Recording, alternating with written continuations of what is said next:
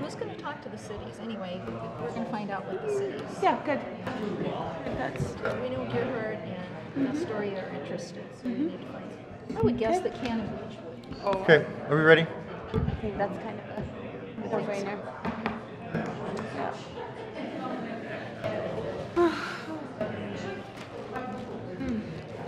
Good evening. The Board of Commissioners is the governing body of Clatsop County, all county service districts for which this body so acts. And as the Clatsop County Local Contract Review Board is now meeting in regular session. Please join me for the flag salute. Pledge allegiance. To the flag of the United States of America, to the republic for which it stands, one nation, under God, indivisible, with liberty and justice. May I have the roll call, please?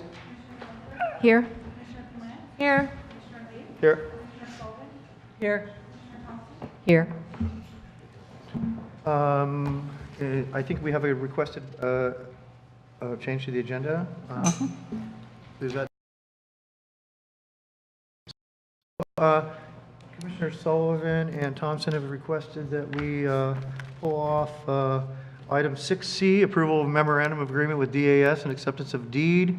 They had some questions, and it's a large amount of money, and so I will look for a motion to approve the agenda, amended agenda So by moved. moving item 6C, and that will become item 7E.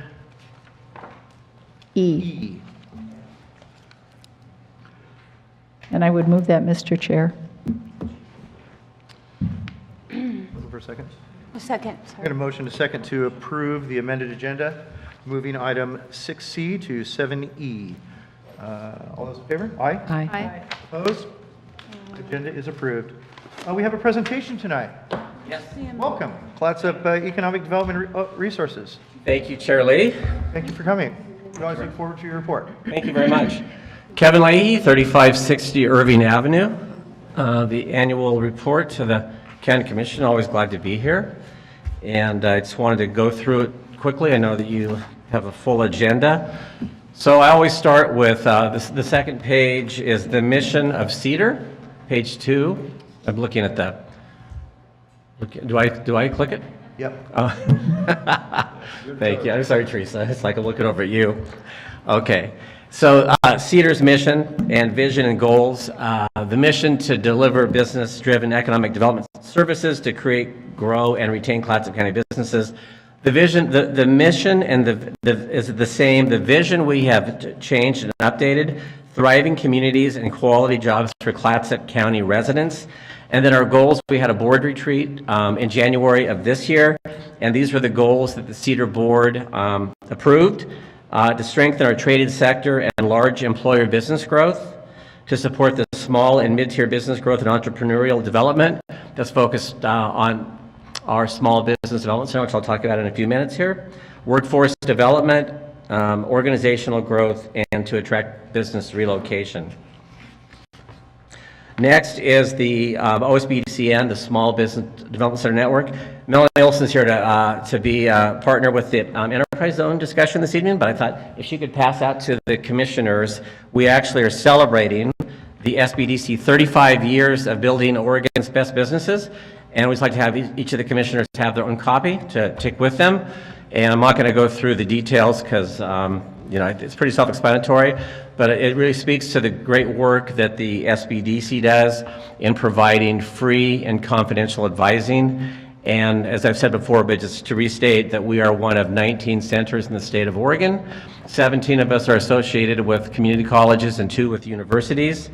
And the goal and the plan, and we are the only center in the state of Oregon where you have the SBDC director also wearing the hat of the EDC director. So that's, I've said before that that's a real advantage for Clatsop County, and really proud to say that. Next, I have the our statistical results for our Clatsop Community College Small Business Development Center. This is the performance for full year 2017 to 2018 year to date.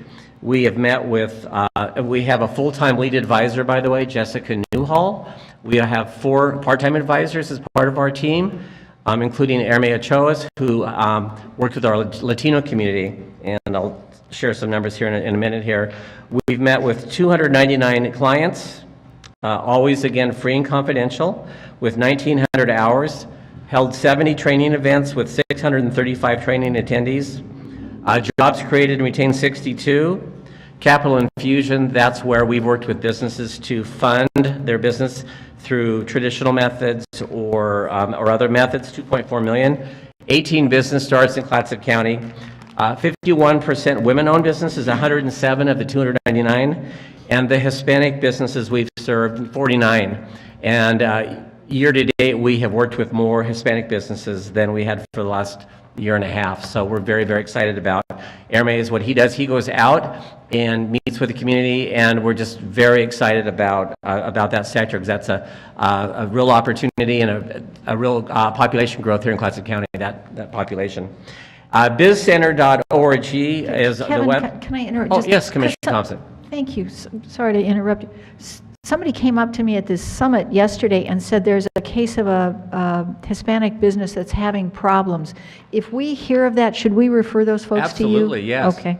I know that was brought up at the Colpac meeting last week also, about just generally about small business owners, about where do they go? Well, the Small Business Development Center, and we're in every community in the state of Oregon. So, Thank you.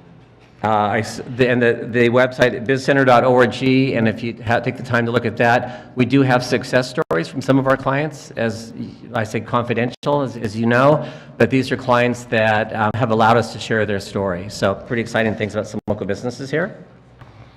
Our small business management program, that is our for-fee, that is our signature program through the Clatsop Community College SBDC. We are excited to announce Jessica Newhall as our facilitator for this year. Walt Pulsaway from Craft 3 was our facilitator the last few years. We actually are kicking off the program next week, next Wednesday here in Astoria, up at Clatsop Community College at the Lexington campus. And I've overseen this program now for 6 years, and we have the largest cohort that we've had in that 6-year period coming in. Very excited, and I actually, kind of a knock on wood, I submitted a request through the Ford Family Foundation yesterday, hoping to hear from them soon, to do a next level 2.0 SBM program, but we're waiting to hear on the funding. But they specifically are asking for, of course, they focus on rural, so I feel very confident that one way or another we're going to have a 2.0 SBM program here in the next 12 to 18 months. What is the cost for this? Commissioner Everett, it's $695. For It's the year? $695 for a 9-month program, and it's 50 hours of classroom time and advising time. And we, being part of the college, we work with businesses that request on payment plans. And there's actually some scholarships that we've awarded to some What businesses. was that amount again? $695. $695. $695 for the year. For the year. And like I said, we had some scholarships. We did have some businesses that said that was difficult, and we were able to secure some scholarships from the Seaside Chamber and, sorry? That includes advising and classes, right? Correct. Yes. And how much personal advising goes on for that?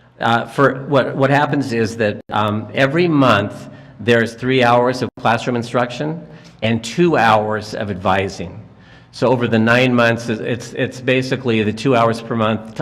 It's 18 to 20 hours of one-on-one advising for the clients that are enrolled in the class. And then we have clients that were in our cohort last year that are no longer in the cohort, and we continue to advise them at no charge going forward. And who is it that who meets with the student that each month? Is it I'm sorry? different- Is it different people or one person? How many? No, we have, what we do is we have advisors. For example, this year, Jessica, as the facilitator, she will advise a certain amount of students. We have Mimi Rose, who's moved into the community over 2 years ago. She bought the Hobson Building in downtown Astoria here. She's joined our team as a part-time advisor.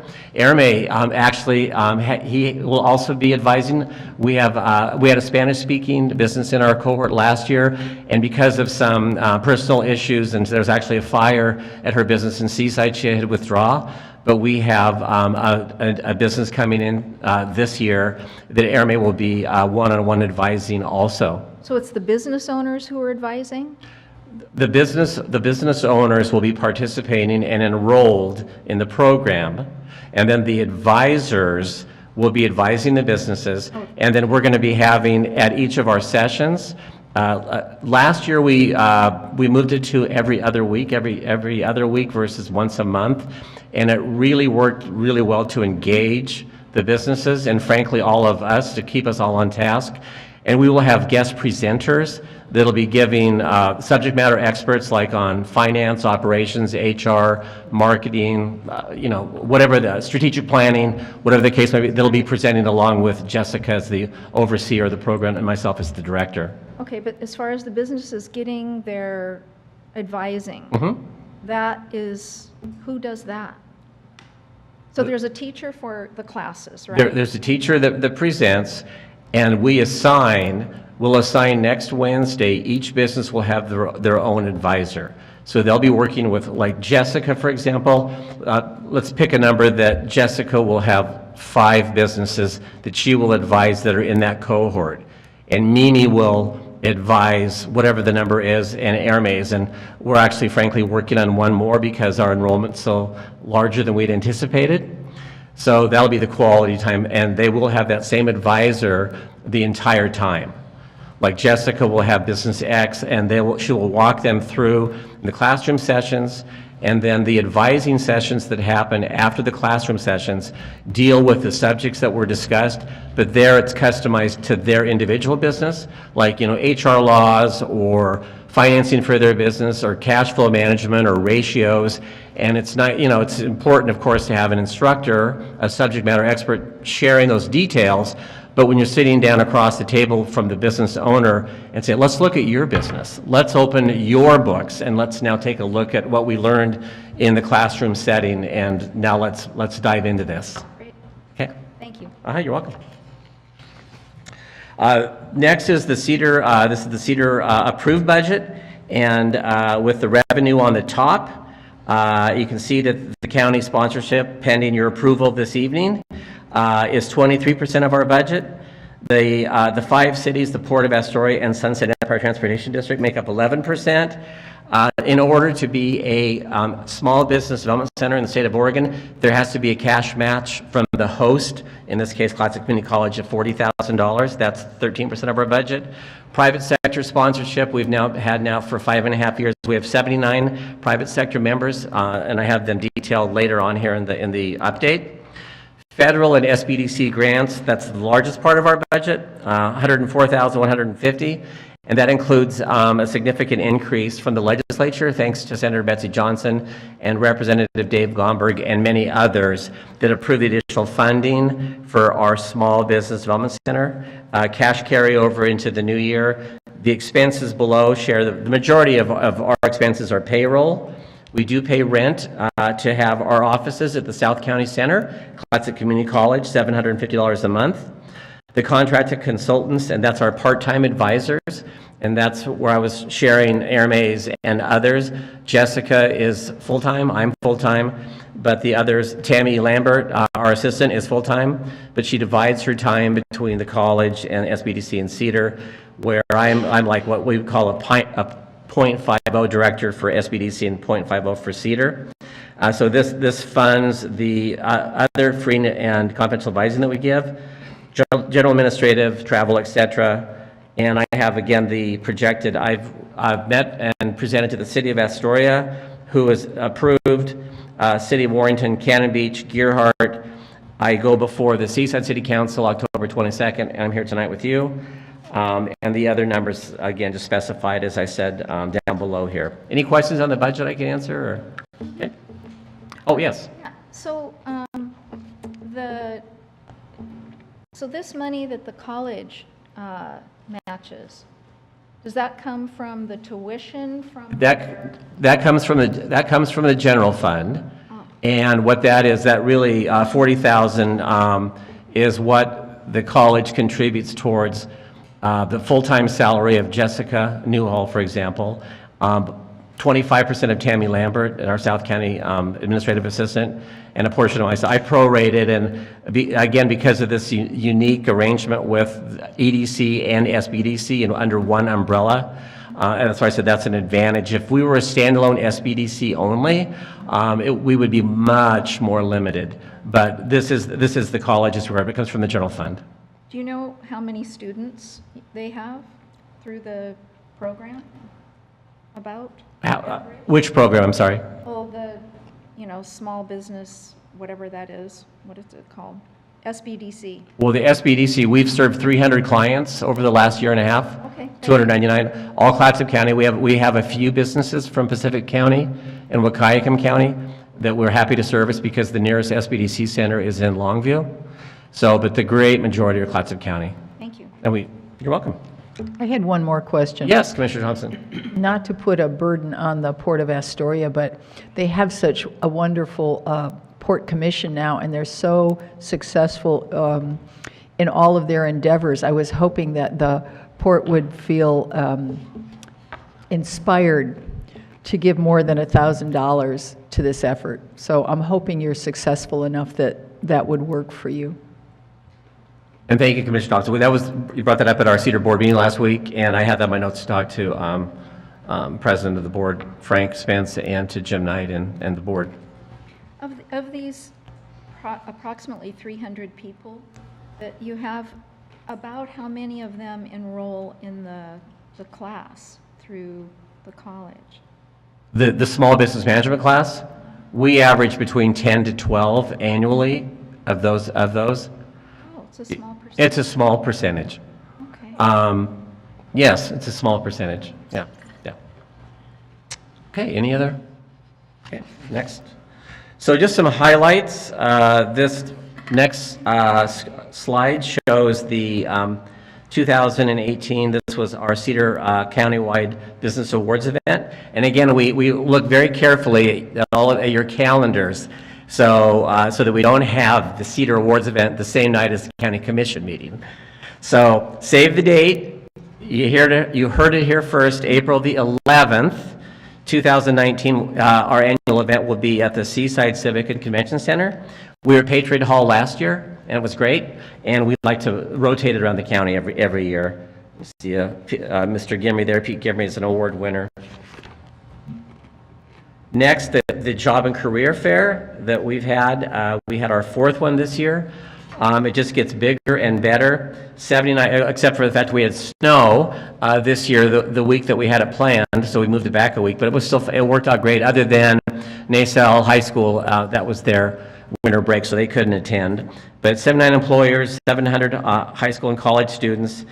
Again, bigger and better. And I'm going to talk about the Clatsop Works program next year. But this has been great to give exposure to our students and also to the general population looking for positions or looking for other careers, whatever, where we do open it up in the afternoon to the general population. We work very closely with the Oregon Employment Department on that historically, and Commissioner Thompson's been on the committee, and many other volunteers that we do that event every year on the volunteer side. Next, the Clatsop Works program. We just finished our year 0. Anna Stamper is our Clatsop Works coordinator, and this is the paid internship program that we have been working on over the last 2.5 years. I give Superintendent Craig Hoppus a lot of credit, Astoria School District, for really inviting me into a discussion a few years ago through the Northwest ESD to talk about representing the business community here in Clatsop County. And from that meeting, and with Miranda Scheiding at ESD and Hampton Mill was really, they were the prototype that established this one full summer ago. We launched this. So we hired Anna. It was like hyperspeed. We had, you'll see there on the details here, we had 56 applications submitted by the students. And it's for ages 16 and up, and including our Clatsop Community College students. We had 16 interns that were employed full-time, 11 host employers, and the beauty of Clatsop County is that they're trying to roll this out in some other counties that remain nameless, but it starts with a C, and it's next to us, that their concern for the business community is, you mean we have to pay for this? And here, the business community is like, hey, this is great, sign us up, and we had training, and it wasn't quite that easy, but all the businesses were very supportive. And I can tell you, you can see the logos here of the businesses that did participate. Unfortunately, we actually didn't have enough applicants for some of the positions that were available.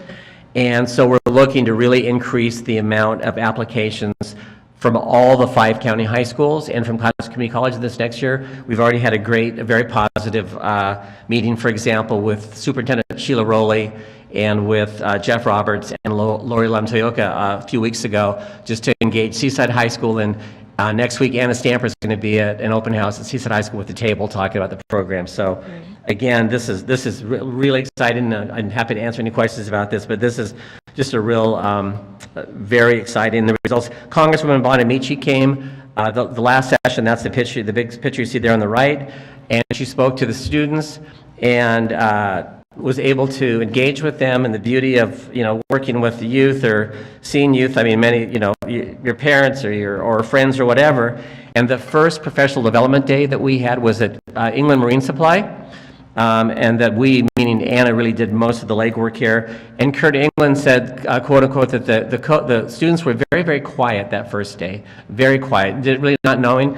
The last day with Congresswoman Bonamici, and she was asking them questions, and they were, my favorite answer was when she asked, well, what was the thing that you got the most out of this program? And one student said, I had no idea the types of careers and jobs there are here in Clatsop County, in my home county. So that was like, one of those like angels singing kind of thing, right? But anyway, so that's that. Again, I'll just keep going here. So I was here with our CFEDC committee recently, giving the annual update. Again, save the date, October the 17th, the 28th annual forestry tour. Tom Clark and Lois from Hampton did a great job updating the commissioners on that, but just want to make sure you're all aware of the date. Easy RSVP, we'd love to have you all there. I would love to go. I think I have work commitment that day. So. Oh, you do? Okay.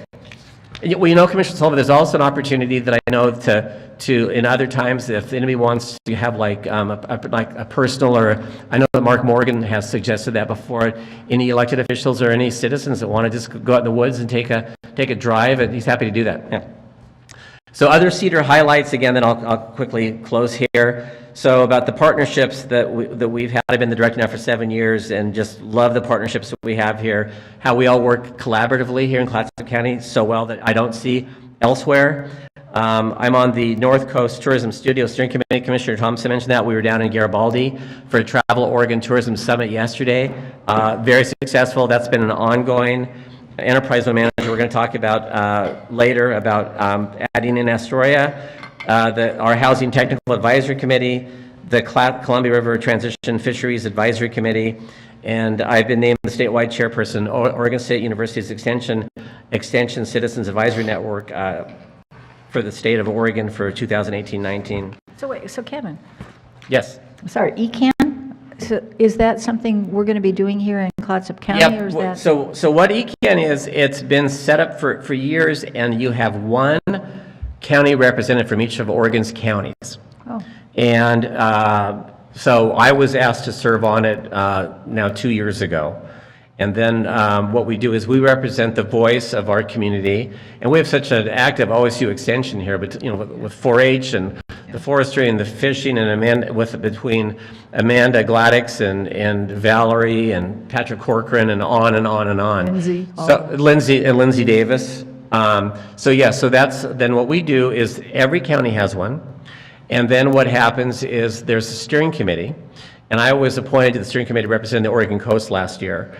And then I was asked to serve as the state chair when I went after my Washington D.C. trip that was in my update I sent out a few months ago. So that's, and then the next slide, again, a recap thanking the private sector members who support CEDAR, and of course our public sector partners, the county. Reading through some of the information that this has been since 2008, that when CEDAR was formed, that the county was the first funder, along with the college and some other partners. And then just this, I mentioned the 79, and that's really, thank you very much. I'm happy to answer any other questions. Awesome. Okay. Awesome. All right. All right. Thank you. Your report. Thank you very much. Good work, thank you. All right, now we're going to move on to business from the public. This is an opportunity for anyone to give a 3-minute presentation about any item on the agenda except public hearings or any topic of county concern that's not on the agenda. People wishing to speak during business from the public must fill out and sign a public comment sign-in card. We have a guest tonight, the Executive Director of the Sunset Empire Transportation District, Mr. Hazen. Welcome. Say your name and address for the record, please. Absolutely. Again, I'm Jeff Hazen, Executive Director of Sunset Empire Transportation District, located 1 block away at 900 Marine Drive here in beautiful downtown Astoria. I'm here before you this evening in regards to the amendment to the Clatsop Enterprise Zone. The Board of Commissioners for the Sunset Empire Transportation District has some concerns. You each have a copy of this letter. I won't go through and read the whole letter, but I'll highlight a few of their concerns. The concern about unemployment, the rate is very low in the county, which is a good thing, but where will the businesses find employees to hire? As we all know, one of the biggest issues we have in the county is the housing market. So where will those employees find available housing? And then there's impacts on the infrastructure within the area that they're also concerned about. The good example they put in there was about the highway and the access when the North Coast Business Park, all the retail development went in and expanded, and the impacts there are very significant. And that goes on to other infrastructure things like water, sewer, and public safety, so they're concerned about that. One of the biggest things they're concerned about is the tax base. As a special district, we receive a significant amount of property tax funds, and we use those funds to garner federal and state grants.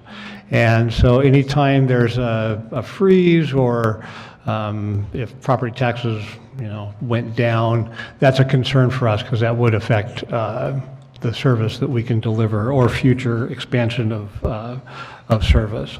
For instance, the buses that we buy, those are generally we have to provide a 15% match, sometimes up to 25%, and so that's what we use the property tax money for. So one of the other concerns they had is is there an end date on enterprise zones? And I know that Kevin will be sharing all that kind of information and answering some of those questions during his presentation. But the board wanted to have all the sponsoring agencies understand their concerns. Okay, thank you, Jeff. Okay, Have a great evening. thank you. Looking for a motion to approve the amended consent calendar. So moved. Second. Motion is second to approve the amended consent calendar. All those in favor? Aye. Aye. Opposed? Motion carries unanimously. All right, we're moving on to the business agenda. Our first item tonight is the Fair Board appointment. Page 35. May I have the staff report, please? Hey there. Hi. How are you? Good. Good. So we're short a board member. So we had 5 applicants, and with much discussion, we felt that Brittany Israel would be a good selection. She'd been in the community a very long time. The board has been trying to bridge a gap between us and the horse community. There's been a lot of tension there, and Brittany's been a 4-H leader, involved with the horse community in a great deal. She's, and also as a business owner, we've been trying to run the fairgrounds as a business, and we also feel that's going to, help. She'll understand how it's, should be run. So, and she's shown a lot of interest. I mean, I've been there a year and a half, and she's continuously come to board meetings, without an agenda, just in curiosity, and has always, offered opinions and whatnot, so. Great. Yeah, I looked into this, and, I know that she's been going to the meetings, and this would be a great opportunity to get a 4-H leader and kind of smooth over that Yes. you raised. Great. Only one question. Please. You're blessed with a wealth of apparently pretty good applicants. And I have every appreciation for the Fair Board and the work you do, the resource you are in the community. I wonder if you have some way for those other folks to be involved so you can make use of their talents. I just don't know if you've thought about that or have some, I don't know what the mechanism would be. I'm just wondering if you have one, because here you've got these people who want to help you, and it just seems like, heck yeah, come on down, let's figure out something for you to do. Right. Well, and that's, and that's something, especially during fair too. We have always looked for, people to get involved, get volunteers, and that's really become challenging in itself, getting people to volunteer to help with stuff. But yes, we do have things for people to get involved, and we're always looking for, input from the community to see, how we could improve things for them. But yeah, so far we haven't had a lot of luck getting people to step forward to be involved, but it's always very welcomed. So good luck with that. Yes, Thanks for your thank you. fine work. Thank you. All right, do we have any more questions for our guest from the Fair Board? If not, I'd look for a motion. Shirley, I move to appoint Brittany Bodway Israel to the Clatsop County Fair Board to an unexpired term of 12/31/2019. Second. Whatever. Good job. We have a motion, a second, to appoint Brittany Bodway Israel to the Clatsop County Fair Board to an unexpired term of 12/31/2019. Seeing no further deliberations, all those in favor? Aye. Aye. Aye. Opposed? Motion carries. All right, thank you. You May I guys have a ask good question evening. after Yeah, the fact? sure. When you say unexpired term, what does that mean? She's on it for life, or? No. It actually should be to finish out the board member who She's resigned. filling an unexpired term. Right. So she'll Yeah, only fill through the end of that term. right. Per year, or a little more. Thank you. Okay, you're welcome. Have a good evening. Thank you. Okay, our next item is the modification and amendment of Clatsop Enterprise Zone boundary. And looking forward to the staff report here. Good evening. We have the letter that Jeff's board sent. Okay, So if you would like to address some of those concerns that sure. Mr. Hazen had tonight, that'd be great. I saw that you got the letter on August 27th. Correct. Jeff hand-delivered it to me. Yeah. And I would say that in response, I think very, very valid concerns. First of all, just the enterprise zone exists. We're asking tonight for an expansion of the enterprise zone. And when you look at, the unemployment, we're all working to, the unemployment rate in Clatsop County is very low. We know we're really struggling finding more help. But as Bob Doran said last week at the city council meeting in the city of Astoria, he said, well, good people, you find good people to work. And looking about the expansion of the enterprise zone into these potential new businesses, that on the unemployment side, we just have to keep working on it. I mean, it's like this is a great place to come and live. We know the housing. We're all very engaged with the housing. I said on the advisory committee, it's the county has been spearheading the housing study with the consultants, along with the 5 cities and other citizens. And you look on the housing, I think I was unable to attend the meeting on Monday, but I sent a representative and read the notes. And there looks like there's some really action-driven recommendations that'll come out of it. It comes down to, of course, the citizens and public hearings and what each city and the county will allow or change in the zoning. Housing is everybody's #1 priority. I think that we're all really attacking it, but acknowledging that it's an issue. But I'm looking at and like the workforce part of things. I think about what we do at Cedar and the SBDC and the college, and with MERTS and workforce development, and working with working to train our workforce to be to work in industries that are family wage types of positions. The infrastructure, again, acknowledging that the zone exists. Infrastructure is, I know, a very top issue around the state with infrastructure concerns. Again, just a reflection, reminder that the enterprise zone, what we're discussing, nothing that's currently in existence is impacted by this. This is the new. It's the new. And again, the enterprise zone exists, like the comments about the out in Warrington, where the North Coast Business Park is. And I know there's due diligence happening out there, but that's already an enterprise zone. That's already in existence. The discussion tonight is about adding Astoria into the existing enterprise zone. The tax base, I don't know, anything on the tax The base? only thing I could say about the tax base for you is in the case of Tongue Point, which is the largest place that is going to be added to this E-zone, was currently under the ownership of a non-taxable owner.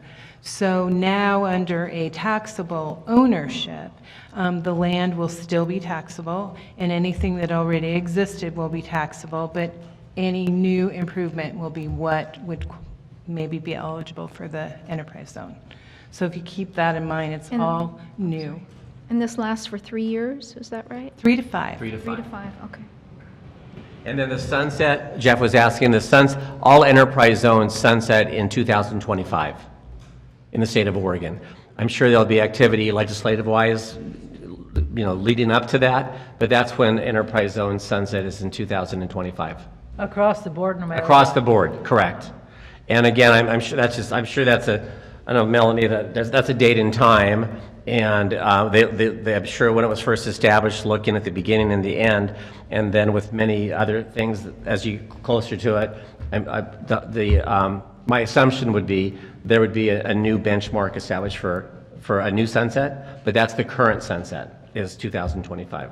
And I've also offered to go to the Sunset Empire Transportation District board meeting, speak with their board. I'm hoping I think in October we're going to be getting together and sharing. And I had a discussion also with the board chair, Kathy Klesick, yesterday at the Tourism Summit about this particular issue. So I thought there had been an enterprise zone, like at the Liberty Theater and Uniontown, but was that just discussed and it wasn't? well, there was an urban renewal zone. Oh, maybe that's what I'm thinking. There was, yes, which now is in the Upper Town or the Uniontown area. Yeah. But yes, there was, Commissioner Sullivan. There Okay. was, but not an enterprise zone. It was. What's the difference between those two? Enterprise is for a business to apply for. Urban renewal is for a city to be in charge of. So an urban renewal is for economic development of an actual city. Okay. And within the urban renewal, I know that, for example, because we've talked about this for development in downtown Astoria, currently that doesn't exist, but like I said, in Uniontown it does. And I know that some of the businesses there are taking advantage of some enhancements for their storefronts, for example, because they're in that urban renewal area. There is still a Astoria East urban renewal too that exists. Yeah. So it's still, there's east and west. So how would this enlargement of boundaries, what's the benefit of that in terms of the city of Astoria? Well, the city of Astoria, the addition would include the North Tongue Point properties. It would include the great majority of the waterfront, including the Port of Astoria's piers and properties, and also on the Youngs Bay side. And also in my discussion with City Manager Brett Estes, I thought it was very important to include the downtown core. I'm on the ADHDA Business Development Committee, and we've seen a change in retail. For example, retail business is under attack, if you will, and the merchants who find a way to survive and thrive with specific businesses will continue to grow. But with some of the vacancies in the downtown core, you look at businesses like craft brewing, look what Fort George has done, and Pilot House Distillery, and those businesses would be entered into the enterprise zone where they were not part of it before. And they have to make at least a $50,000 investment to take advantage of it. And you also have to add at least one full-time employee or 10% on your employee count with these additions. So the addition of adding the city of Astoria, you're taking, like Suzanne said, you have the west and the east side on the urban renewal, but with the enterprise zone, it really encompasses. We all worked, Cam, all of us worked very diligently on looking at the mapping of where there would be traded sector. It's really focused on traded sector development and not retail. The city of Astoria, also part of it is they excluded hotels from theirs, but the county and the city of Warrenton, that was an option that it's up to the discretion of the commissions, plural. But the city of Astoria said that in the city of Astoria edition, it would not include hotels, which has now been voted on by 3 of the entities. You're the 4th. And so I hope that answers your questions, Commissioner Sullivan. Well, unfortunately, brings up more questions. So if the enterprise zone, would the businesses that are involved in the urban renewal, would they then not be eligible for something? Well, or- the urban renewal, I'm thinking about an example of, and I don't know if I can quote it, but a business that's more of a retail business, for example, in the urban renewal in the west side. Okay. So they would not be an enterprise zone recipient because they're retail. So So they're there's part of the exemptions already. yes, just based on nature of the enterprise zone. So you mentioned Fort George, but that's an existing business. If this becomes an enterprise zone, do then they become eligible? Even though they're an existing business? I don't want you to get confused. And with I the- already am, but thank you. I want to try and help you make a distinction between urban renewal and enterprise zone. So, and maybe Melanie can explain enterprise zone a little bit better than myself. But the difference is urban renewal is, it's a city, the city runs that, and offer programs for rehab. Like the one that I'm thinking of is Seaside. well, One down in Seaside here a couple years ago. yes, and so they, like Seaside Urban Renewal, just, it's Southeast Seaside Urban Renewal, and it's to help them save up money over a 20-year period to do some infrastructure on their bridges. Okay, okay. So it's a city-ran thing. This is an exemption. So that urban renewal is an exemption. They do share in the tax base. They do get a division of the tax that we collect within the boundary of the urban renewal. But enterprise zone is an exemption. So it's specific to a piece of property, and they have to apply, they have to meet the criteria, and they have to meet criteria all during the 3 to 5 years. And it has to be brand new. So Fort George wouldn't qualify on anything that they have currently in existence. It would be only something new. So if Fort George decided to buy another building downtown and wanted to do something with that, that would qualify because that would be a brand-new business Well, as of, Let's use as an example their property that they have in North Coast Business Park that they recently purchased. So there, I'm understanding that they're going to do some type of manufacturing enterprise there, and so they could be eligible for this. because it hasn't started yet. Yes. But if it was halfway built and then we were talking about this, it wouldn't be, Well, they might be eligible for something new off the halfway built. You know, it depends on their investment and their employment. And- Well, and the key with the enterprise zone, they need to make sure that they are applying for the enterprise zone at the very beginning of their planning. I've been very specific with the potential partners, say, you need to be here basically as we're beginning the process, so. Right. So Melanie Olson, Business Oregon.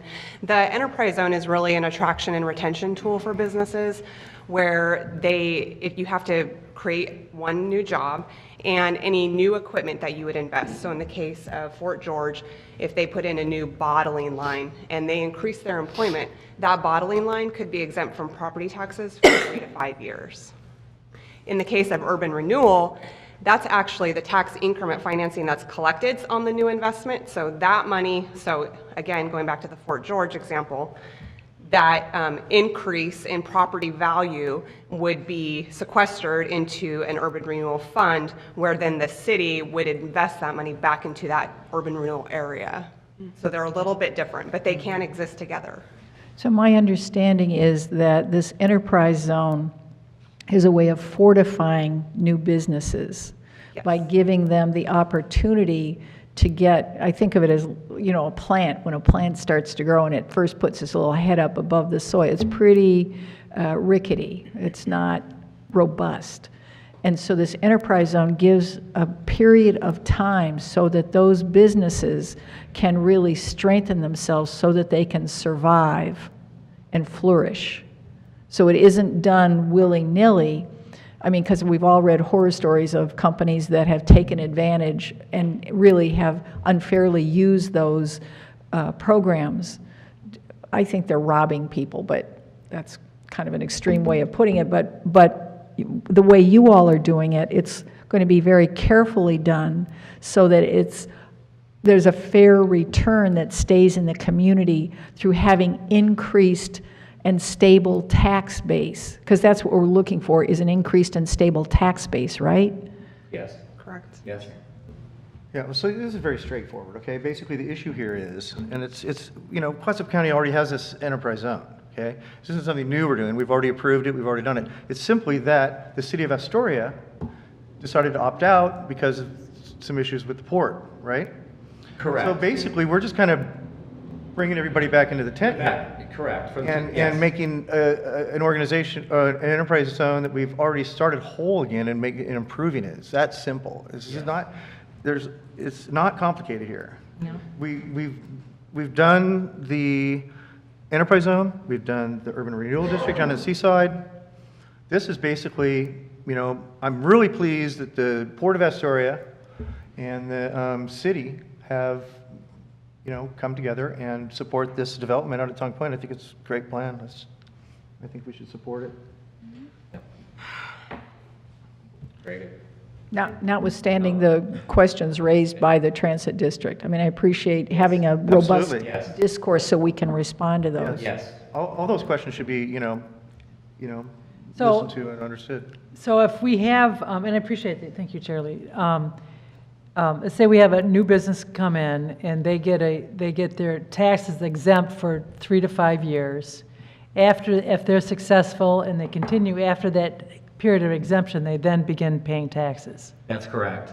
There are some exceptions to the rule, but they have to be approved by the jurisdictions. So the standard enterprise is 3 to 5 years.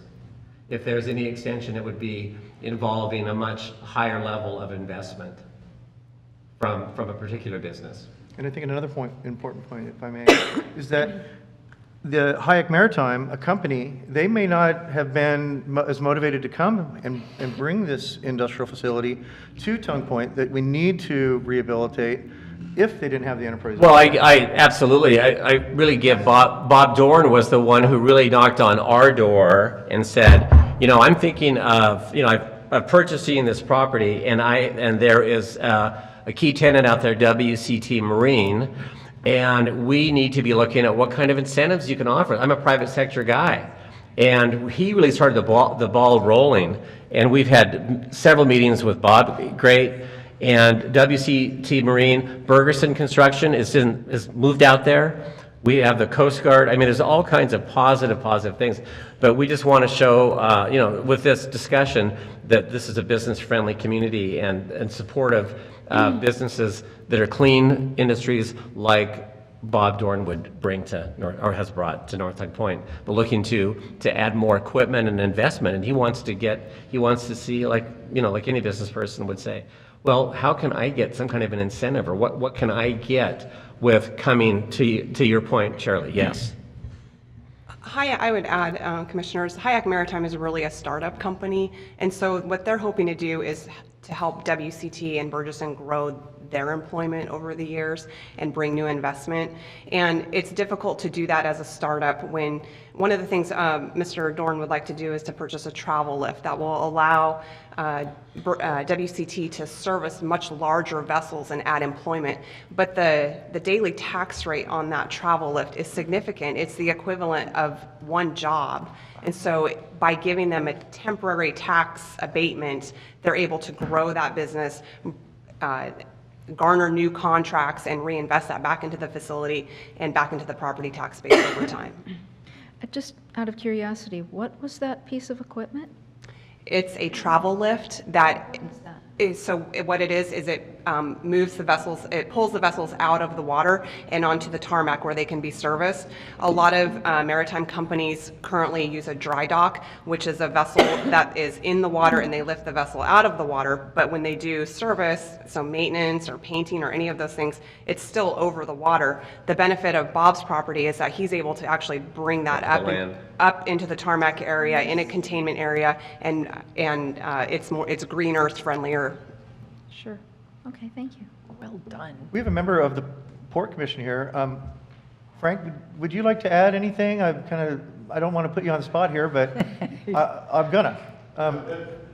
Frank Spence, for the record, president of the Port of Astoria. What has been said is true. I support the enterprise zone completely. Within the city limits of which the port is located, it is strongly needed for our East Marina mooring basin. We've already been approached by developers who want to take over the development. We're looking at millions and millions of dollars of investment within the city alone because of the very nice action by the county commission previously in selling 65 acres to a developer who's going to bring in a data bank, original investment around $200 million. So all of these inducements, that's already in an enterprise zone. So you see how it can lure multi-million-dollar corporations now as an inducement. And certainly Hayek, the one crane, the lift they're talking about is over $1 million by itself. So it's the initial seed money that you are approving now. Yes, the taxes won't go up, and the current property owners won't lose a single dollar in revenue, but look what will happen in anywhere between now and 2025 when it comes back on the tax rolls. Everybody's going to benefit. Every taxing district, the county, the city, tremendous return on your investment for this approval. Thank you. And I would just reiterate too that this is for existing businesses as well. So where they're expanding, they would also benefit from the enterprise zone. I don't suppose there's anything written in the enterprise zone that if these businesses contribute somehow to the housing problem, that they get any benefits from that, do they? That's too new, isn't it? Well, I know that's one of the potential solutions the consultants have recommended. There are some current employers in the county who do provide housing based on just necessity to their workforce, but that is something that's being considered, but no, it has nothing to do with the enterprise. We have pictures at the hotel of the original cannery days where they built dormitories Right. for the workers to live in, because Bond Street with a lot of the, you know. yeah. Mhm. Great. Is there any more questions? Looking for a motion. Mr. Chair, I would, wait, I have to look further, I have to find it. I would move to approve a resolution authorizing modification and amendment to the Clatsop Enterprise Zone boundary, include City of Astoria as a co-sponsor, and submit documentation to OBDD for determination, and OBDD is the Oregon Business Development Department. Second. We have a motion and second to approve a resolution authorizing modification and amendment to the Clatsop Enterprise Zone boundary, including City of Astoria as a co-sponsor, and submit documentation to OBDD for determination. Seeing no further deliberations, I'd like to thank our guests tonight for a great presentation. And seeing no further deliberations, all those in favor? Aye? Aye. Aye. Opposed? Motion carries unanimously. Thank you. Thank you very much. Thank you. I'd also like to thank Jeff Hazen for coming in with his letter. I think it's very important to have all sides represented, and I appreciate you taking the time to do that. Thank you. And I'd just like to go a little further.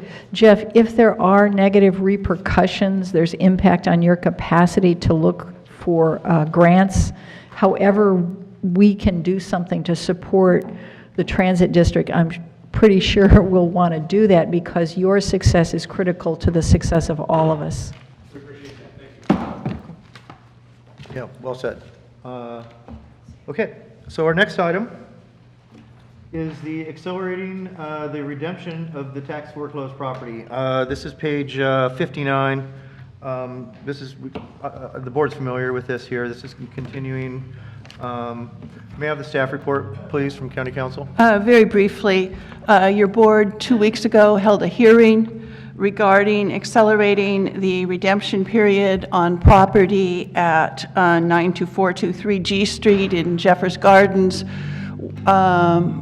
where the county has actually foreclosed on the property, but there's a 2-year right of redemption. That period is half through at this point. We're asking that it be accelerated, and so the county can take deed and, more importantly, possession right now. Because of the waste and that is occurring on the property, and you heard very graphically 2 weeks ago the examples of the waste and nuisance that the property was creating.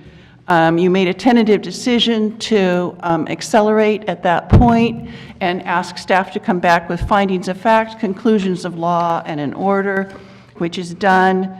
The order, should you choose to adopt it, orders the tax collector to take title in 30 days, to take deed in 30 days, and possession in 30 days.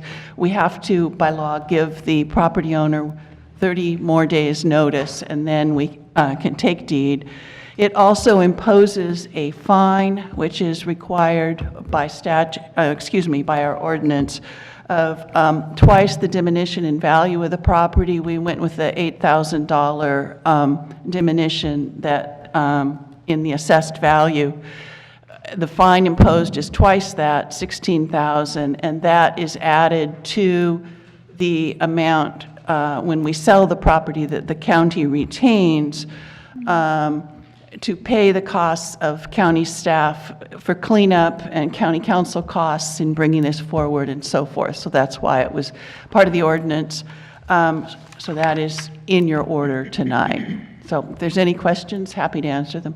I did have a question, because I recall we heard, between 60 and 80,000 in cost to clean that property, if I recall. I mean, somebody refresh me if I'm in error on that figure, but sounds like we're not getting the best of the deal here. The reason we went with the number we did, we don't have a definite on how much it's going to cost, and frankly, we doubt that the property can be sold for much more than what the back taxes are and $16,000. So that would be a deal killer if we attempted to recoup the real cost. Well, it just wouldn't. It wouldn't get paid. Wouldn't happen, nothing. Okay. Right. So accelerating the redemption period for a tax foreclosed property, it's serious, and I don't make this decision lightly. I understand, the law, and I understand that this is a pretty serious decision. But over the last, I've been looking at this, and this is just very clear cut to me, that we need to exercise this because of the information that the board has gathered makes this pretty clear that we need to act. And I think to set a precedent also that this is serious, because the woman who lives in Lewis and Clark, who came last time to speak, has been corresponding with me a lot. She has daily issues. And now, just as of last Friday, the exact same issues that were presented to us with the urine and the feces are happening to her.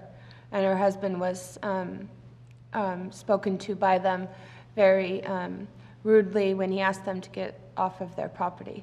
So this is coming and becoming, sounds to me like the same, if not the same people, the same type of people doing the same thing now on another property. So I think it's important to set a precedent, and I think what, I think it was the sheriff who said that, homeless people and people that are in need of things are one thing. People with addiction and violence and destruction of property is another thing. So we help the people that want the help, and we put standards for the people that are violating the law. Well so said. I'm very in support of this. All right. Commissioner Clement, I appreciate your leadership on this. Do you want to make the motion? Yeah, Yeah, it's on. I don't know where my, oh, here. Here. Page 59. Sorry, I'm following along on this. I move to approve the findings of fact, conclusions of law, and order accelerating the redemption period at property located at 92423 G Street, Astoria, Oregon, and authorize the chair to sign. Second. A motion and a second to approve the findings of fact, conclusions of law and order, and accelerating the redemption period of property located at 92423 G Street, Astoria, Oregon, and authorize the chair to sign. See no further deliberations. All those in favor? Aye. Aye. Opposed? Motion carries unanimously. Thank you. Our next item. Can I just say one Please. thing? The public health concerns raised by this, and listening to what Deputy Williams said about we need more teeth, I don't know how we go forward with that, but I appreciate Commissioner Clements pointing out, oh, this is, I mean, we've got 30 days and now we can act, but this problem isn't going to go away. So I don't know how we put into motion carrying forward with a more robust or a stronger ordinance to deal with these issues more quickly. I think it would be well advised. We actually had a meeting today with a number of department heads and council on that, and have started reviewing some ordinances to possibly tighten some things up. Well done, way ahead of me, as usual. Thank you. Thanks. Okay, our next item is the holiday schedule for November and December meetings. Looking here, staff has recommended November 7th and December 12th. That sounds good to me. I know we have AOC, I have a issue with November 7th. That's a Board of Forestry meeting. I'll be down in Salem. It's just a little old me, but Well, it's either that or Thanksgiving week because of AOC. Or I suppose, I mean, the 28th is available, but that's pretty close to. I could possibly also call in if we can work on the phone We can system a speak into the little bit. mics. that's why we have one meeting in November. It turns, with the holidays and lots of things going on. I'll phone in. Are you okay with that? Yeah, because I'll be down in Salem, 'cause it's a 2-day meeting, so I'll phone in. Yeah, and we'll work with the county manager if there's some serious issue that if is of concern to you, that we can make sure that we'll deal with it when it comes up. Okay, great, Okay. thank you. So staff has recommended November 7th and December 12th. Looks good to me. I'd look for that motion unless anybody has a comment. Mr. Chair, I move to approve the meeting dates as suggested by staff of November 7th and December 12th, 2018. Second. We have a motion and a second to approve the meeting dates as suggested by staff of November 7th and December 12th, 6 p.m. All those in favor? Aye. Aye. Opposed? Motion carries unanimously. Thanks for your grace in Our that. final item in the business agenda is the amended item. This is the approval of the 2018-19 budget and appropriation adjustments. This is concerning the Oregon Youth Authority. Commissioner Thompson and Sullivan have requested, I think they have a couple questions for staff. On page 25, I looked at that and I thought, we've got a plan, which is, we've got this jail levy, and we can see by the thickness of the folder from the county clerk, we've got a whole lot of bond issues on this docket, on the election, and I wonder if do we have a backup plan? If that, because we're going to have a building one way or the other. What do we do with it if the jail levy doesn't pass? Yeah, we've kicked around actually several options of what we might look at that facility for if the jail bond doesn't pass, but right now we're all focused on hopefully getting that jail bond passed. Didn't really answer your question, but that's the thing, that's the conundrum. We got the property, it came back to us through deed, and it's an asset that we got that's worth $12 million. So what do you think we should do with it? I don't know. Jail bond doesn't pass. Well, I mean, I think we ought to be, it's kind of like the transient occupancy. I think we ought to be, as a board, considering what are our priorities. I mean, it's great. I'm delighted staff is kicking around ideas. My concern is we're going to have an asset, there's liability associated with that, and it's a deteriorating asset based on the information we've heard from the sheriff's office. I mean, that's just what I'm thinking about. Commissioner Sullivan, I don't know if you have other issues. Well, there's a requirement that the state has to deed the land back. I understand. It's ours. I just Yeah. don't know what we're going to do with it or how we'll pay for what we want to do with it. That's I all. guess that'd be a question for after the jail bond.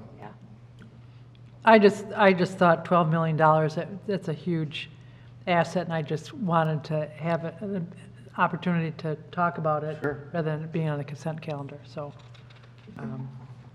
Because one way or the other, it's ours, so the obligations and the responsibilities then now fall upon the county. So. Okay.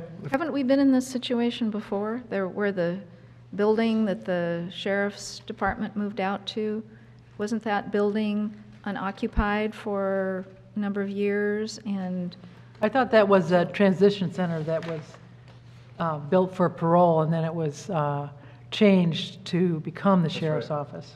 That's a new building. That's a It was unoccupied new for a building. number of years. Right, Yeah, but it didn't go, it wasn't the state's property, it was our right, property. right. But I see But- you're kind of where you're going here. But it was unoccupied until we figured out what it could, where it could be. And there were some deterioration, there was some problems, but it all worked out. Could the county sell that property? Could. Yeah, if we The didn't jail use bond's it. going to pass, so it's really kind of a mute issue. Well, I think the more challenging thing with that property, because it's a special use facility, you know, would be more difficult to sell than Yeah. raw land, probably. And get the money out of it that we. In Detroit, we called it hip pocket programming. Right. You have your I've heard of that. plan, yep, and if something happens to that, you've got one in your hip pocket to pull out to go forward with, just in case. And it's just my habit, so. Well, yeah, I think it was important to kind of have that clarification. Well, look for a motion unless you have more questions or comments for staff or.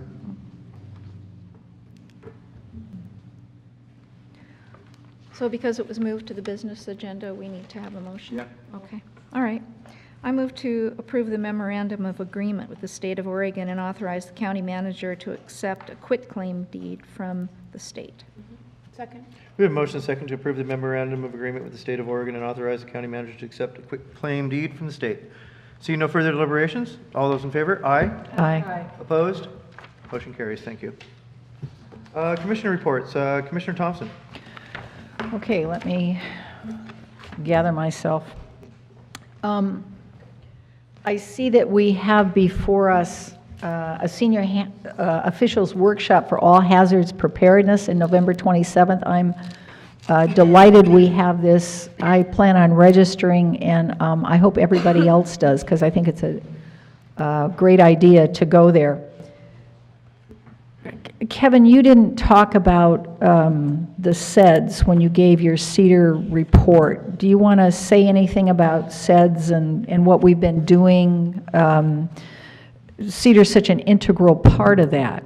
Well, the SEDS, the Comprehensive Economic Development Strategy that's led by Colpack by Mary MacArthur and Columbia County and Clatsop County and Tillamook County and Western Washington County.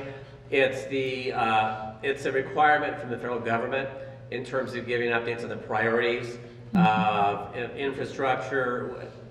The county weighs in, the cities weigh in, and it's establishing prioritization for projects and investments over the next years. It's something that we do work together on. At the Colpack meetings, we also meet as a CEDAR board here for the Clatsop County input. Mary came to our CEDAR board meeting, Mary MacArthur, Executive Director of Colpack, last week to share that and also elicit any feedback that the cities and the county had that were not addressed, even though we've been out there communicating, we hope, clearly asking for input. And so it's a process that the Colpack board voted on last week to accept at Stubbs Stewart State Park at the meeting, with the caveat that if there was any just fine-tuning or adjustments, that was still open to discussions. That's it. And so the point is that through Colpac, we have a regional structure that helps us collaborate to prioritize and to look comprehensively. And Jeff, you're part of that too, so you know that we're looking at housing. I mean, everybody's looking at housing and what do we do about it and how do we proceed, because we know it's absolutely critical. It's a good document. Maybe that could go out to SAF. I don't know if you want to send it to the county manager, and that goes out to the commissioners so that, yeah, so that everybody can see it. Thank you. So that, I mean, that's important to do that. We did go out to Stubbs Stewart State Park. It's a big park. It's a huge park. And there's lots of room for horses out there too. So if the Fair Board's got a problem with horses, I'm telling you, Stubbs Stewart State Park can help solve some of those problems. On the 14th, we had the AOC District 7 fall meeting down at the Cape Kiwanda Community Center. The Association of Oregon Counties, you'll be coming in for the annual conference in November. There's been, I want to say, a fresh and deep look at the financial accounting, processing, oversight, management standards at AOC, because they haven't been adequate to the job. It's just kind of grown like Topsy. So now there's some unfunded liability, and I don't know if that's even the correct, bless you twice, if that's the proper term. The upshot is that the board of the Association of Oregon Counties has looked at the financial situation and talked about the value of the organization to the constituent members. So serious discussions all over the state. It looks like, according to the formula that we're using, we will be asked to pony up another under $15,000, $14,500, just to bring the balance up to zero, to go forward powerfully, because what we're doing is heading into a legislative session where the work that AOC does for us is incredibly important. So I'd urge you to think about that, and I don't know how we as a board want to address that. If we, I don't know how we want to address that. If we have a work session or we ask AOC to come talk to us. I did say if this commission wanted AOC staff, Mike Eliason's the interim executive, if you wanted him to come and speak with you, appear at a meeting and explain what's going on and what AOC is asking, the board is asking, that he said he'd be willing to do that. So if you want more information, we can proceed. Congresswoman Bonamici had a town hall, and it was combined with a groundbreaking. Shovels were involved, gold shovels were involved at Seaside High School, up on the hill.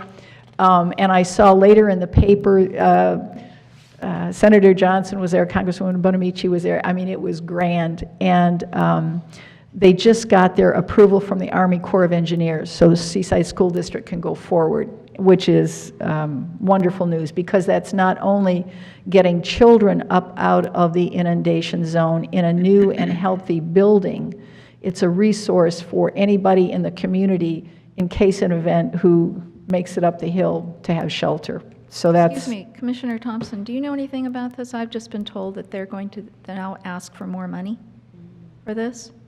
I haven't been told that. I don't have that information. Like 10, 12 million? Something like that? Actually, if we wanted to ask Superintendent Rowley, she could probably come and speak to that. No, that's all right. I just Yeah. wondered if you... Well, it's a legitimate question. I'm just not capable of answering it, sorry. I'm also a member of the AOC Membership Committee. So what we're looking at is going out to business members in the community and asking them to pony up some money to have corporate sponsorships so that we can be more involved with our business partners and they can help pay the bills so we don't have to pay it all. So I'm going to be working on that. We had our CEDAR meeting, which is always so inspiring to work with people who are capable and who are devoted to supporting and nourishing the economic and cultural and I just want to say overall well-being of the people and the place here. It's really wonderful, and to work with you, Kevin, is just a joy. Thanks so much for that. Participated the American Leadership Forum, went down to Klamath Falls and heard a lot about resolving community conflict, particularly on water issues, because that community was divided for a long time, worked for 10 years to get a solution that people could buy off, and it failed at the national congressional level. So what we're looking at is how we can strengthen communities by our capacity for leadership that helps people rise above their differences and unite on common ground and move forward together. Community Action Team met Friday, and Community Action Team is in St. Helens, you know, serving Clatsop, Columbia, and Tillamook counties. You know, Casey Miller came and worked on that house in Commissioner Sullivan's neighborhood. Head Start, weatherization, emergency housing, rehabilitation, a bunch of good services. If you want to know anything more about that, I have plenty of information. Yesterday was the Northwest Tourism Summit, and I got to tell you, so here's 3 sources of revenue in this county. We've got we got tourism, in my district anyway. So we got tourism, we got property taxes, we got timber. So learning about all of what it takes to create the money that we collect in taxes to distribute through programs to do services that we need in this community. It was fascinating. Because for the first time, what I heard is that the travel industry wants to help manage the program. And so we had a great process where the, Jeff, you said the guy who ran the process called you today, so he's following up right away. Plausible Scenario Matrix 2030. We looked at the dimensions of visitation and economic focus. We looked at the other axis of collaboration. So we went from increased visitation with or without collaboration beyond local. Were we just going to focus on local, or were we going to do a more generalized regional collaboration approach? Were we going to just look at increasing the numbers of people who visited and get them to spend more money, or were we going to look on managing the impact? So when we thought we were going to have increased visitation and no collaboration, the title we had was Rise and Fall, Chaos on the North Coast. Where we looked at increased visitation with a collaborative approach, we had a shared identity crisis. Where we looked at having an economic focus that was local but still looked at managing the impact, the title was Keep It Beautiful and Keep It Local, the best of all possible worlds that most of the participants saw as the preferred outcome was that we have a strong regional collaborative approach with a managed impact, that we look at the economy, housing and transportation, we look at the community, the vibe of the community and the population numbers, and we look at the environment, both the landscape and waste management. So for the first time, I was really reassured that the industry is engaged with us as collaborative partners in managing the impacts on a regional basis, because that's the only hope I see. Otherwise, what I see is a nightmare scenario. So there are other events that are going to happen that are part of this. Kevin can talk to you about it. I won't read it all off, but Kevin, you're on the steering committee. I'm really happy to share with Cam the links for the upcoming workshops. There'll be several here in Clatsop County, Seaside, and Astoria over the next few months. Yeah. And it culminates in January. culminates in January. It's amazing, very hopeful and inspiring.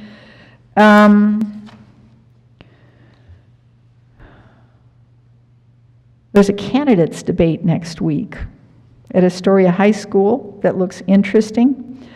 And there are some other things that are going on. When I go into October, I'll miss the first meeting because the Oregon Emergency Managers Association is meeting that week in Bend. So I'm going to go there to be an elected official who's participating with that too.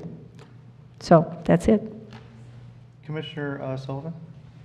Thank you. Yes, I also attended the town hall meeting with Representative Bonamici and the Seaside School groundbreaking, and then I also went over to the Hispanic Festival over at the Star of the Sea. So it was kind of a nice Saturday there. This past weekend, I attended the AAUW Readers Theater about dementia, and it was very well written and very well acted, and it was just impressive, and it was a reminder. I don't know if it's this month, it's you know, globally and certainly in our country, we have the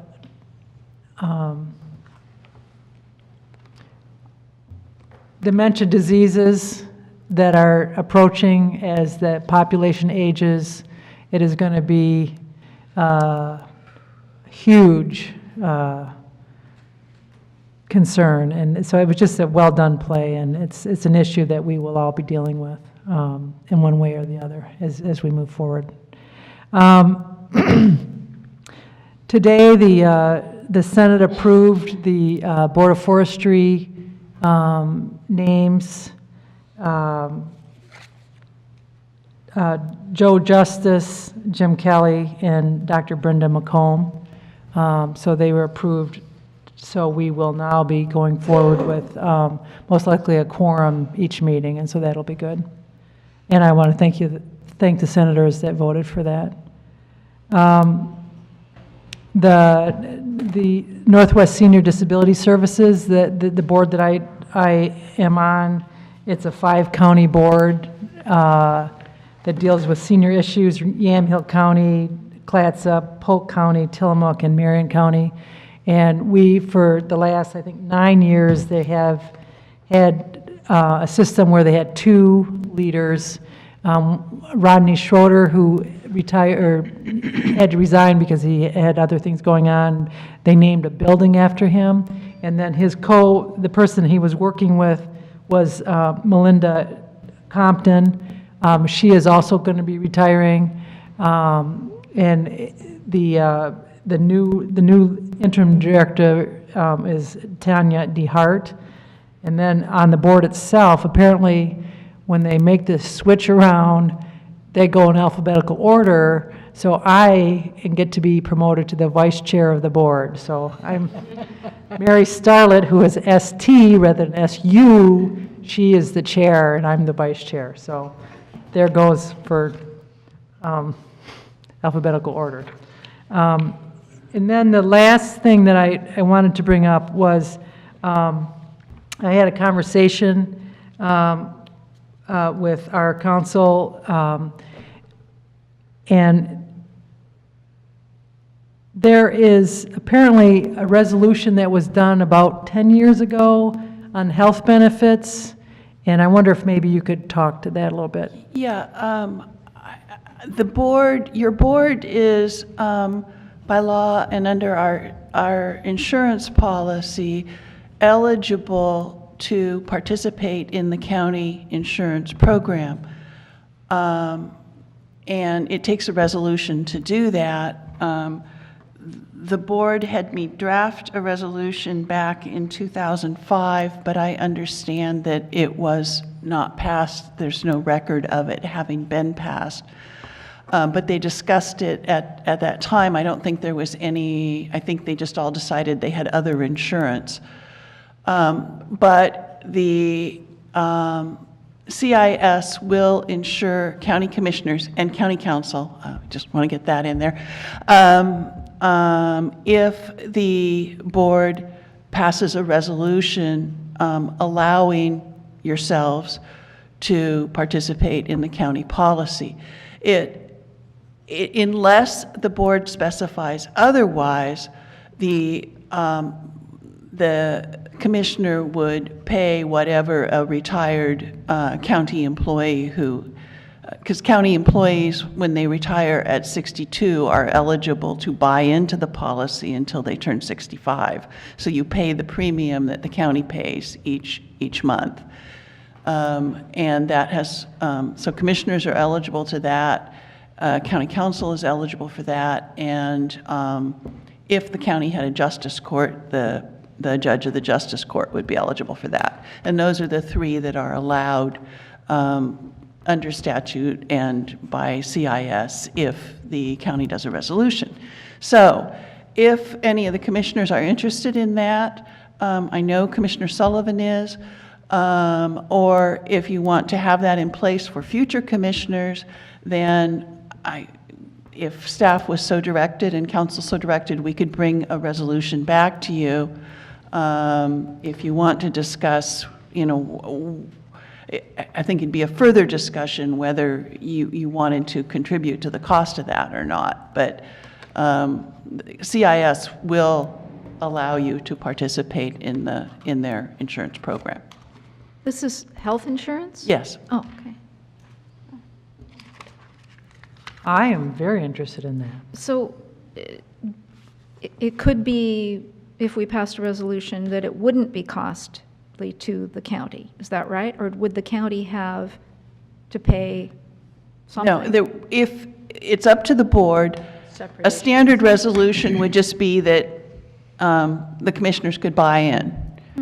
If the board wanted to contribute to the cost of commissioners, then that would be a decision that would have to go through that process. I see. But an example for me, I pay for my own insurance. Everything is out of my pocket. But if I could join with the statewide county system, that would lower what I pay. Yeah, how come I didn't hear about this 8 years ago?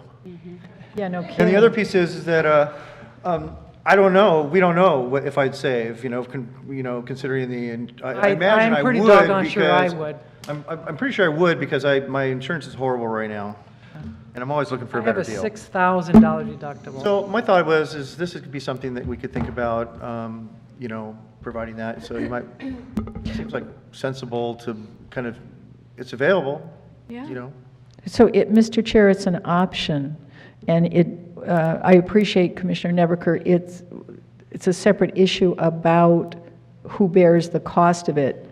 Right now, we allow the possibility for a commissioner to have the additional financial and emotional security of adequate health care coverage, which I wish everybody had.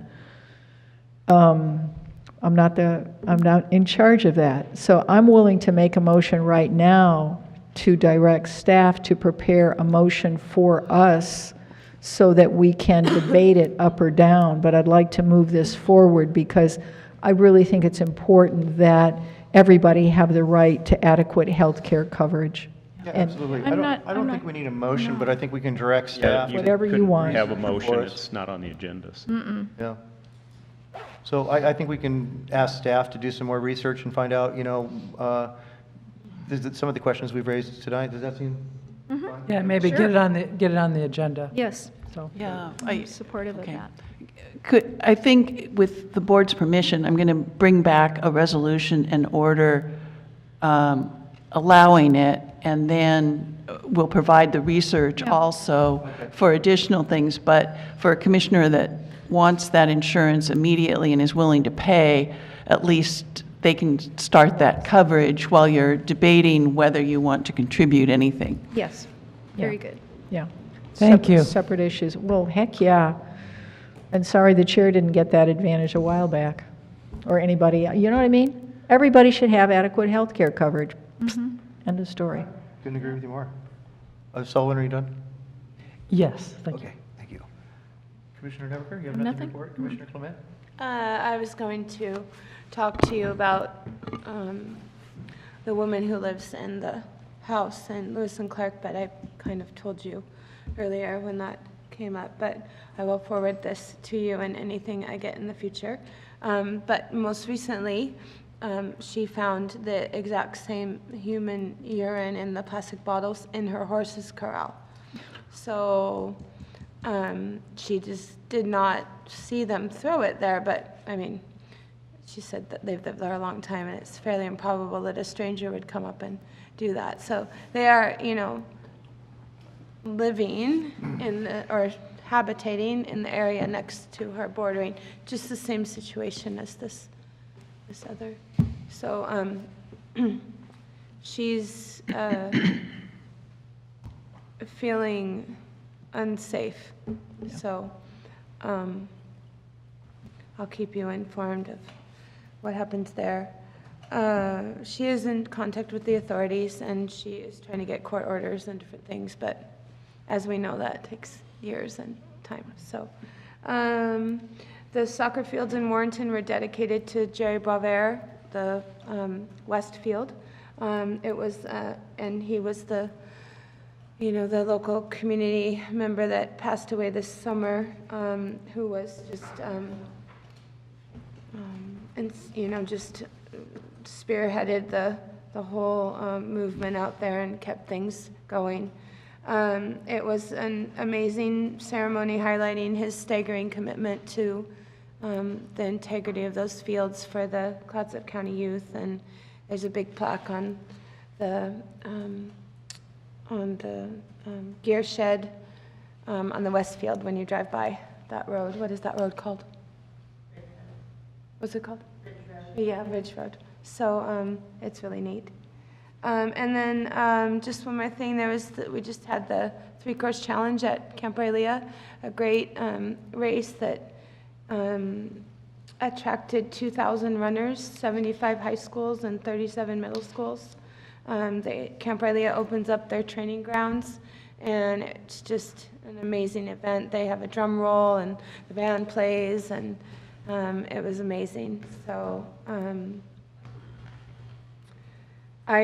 they asked that all the teams come and pick up their trash when they left, and I heard as we went out, we were one of the last people to leave, and multiple teams going through the whole grounds, picking up everything. I think they left it better than they found it. So it was just a kind of a proud moment for our community, and the fact that they opened that up and we get to drive down there and run there, and it's just really neat. Teams stay there overnight in the barracks if they are coming from long distances around Oregon. So it was really neat. I think that's all I have. Oh, great. Okay, let's see, I attended an executive session of the NOAA board, and there's nothing to report there because I can't. I have a letter here, and I hate dropping these letters, at the end of the meetings. We have, but this is another one of these kind of ones like the one we had last time, in a hurry. Just looked at this today, kind of put it together, and I'm going to ask the county manager or council to kind of explain the nuance of this to the board. And so that's... Should we read the letter? Yeah, read the letter. Did you read it? No, I mean, would that be easier so everybody in the room knows what we're talking about? Oh. That'd put it on the record. Okay. I'll be happy to read it. Sure. Yeah, go ahead. I mean, what do you think, Heather? I mean, do you want to just explain it, or does this pretty much... Yeah, this is, I guess, what you would call kind of an unfunded mandate. The state made some changes in the recording of various legal proceedings, and they basically, at this point, have sort of imposed both the responsibility and the cost for that on the counties. And really what this letter is simply asking for is that the legislature appropriate enough money to cover the cost for the counties to implement this new state mandate. So could you repeat that? The state has changed something here. So they Yes. want the Yeah, county. they've changed the way, this actually starts July 1st, I believe, of next year. But they have changed their requirements for recording of certain legal proceedings, trials, and other type of legal proceedings. And it's significantly beyond what we currently do. So there's both equipment costs and ongoing staff costs to meet this requirement. The state provided really very little to no money to help counties meet that requirement. So what this letter is doing is asking the legislature, and I forget the amount that's in there, but it's over $900,000, to appropriate that money and make it available to the 36 counties that have to implement these new requirements, so we can cover our cost to meet this state mandate. And it's illegal by Oregon statute for the state to give us unfunded mandates. Does this have anything remotely to do with the Justice Reinvestment Grant? Like, This is a new law for the grand juries. It affects our DA.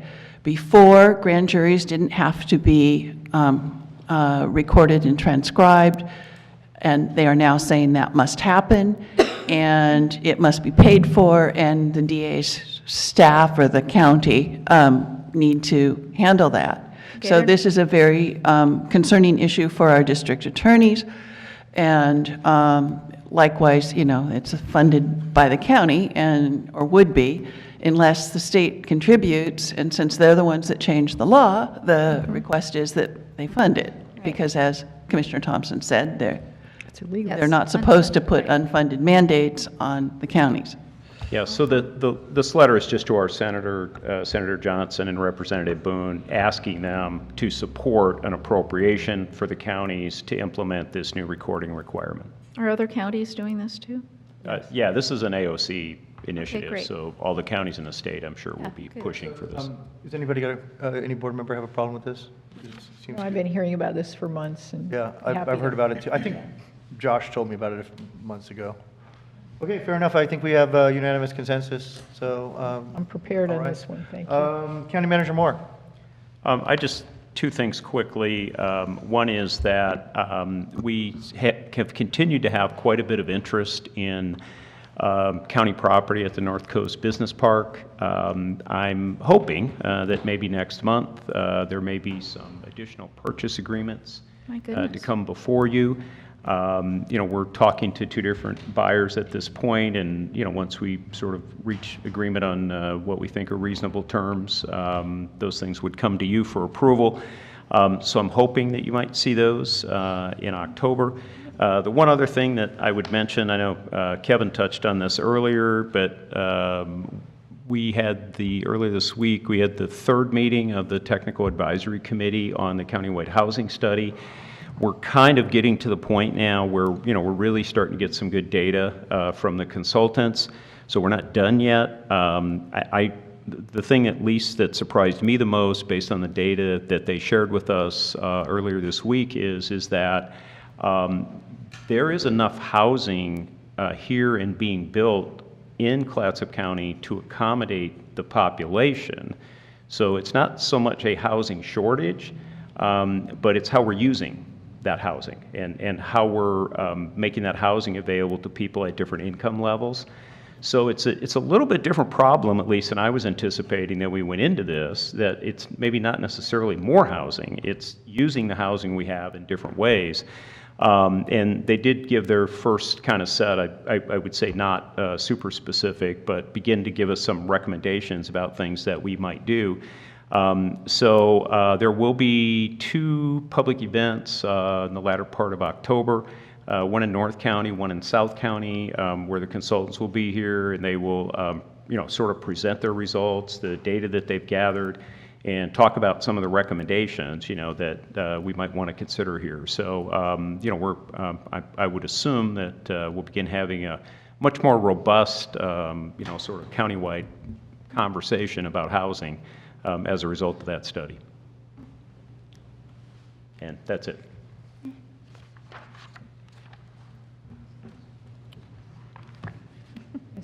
All right. Meeting's adjourned. Thank you, everybody. Have a good night. Thank you.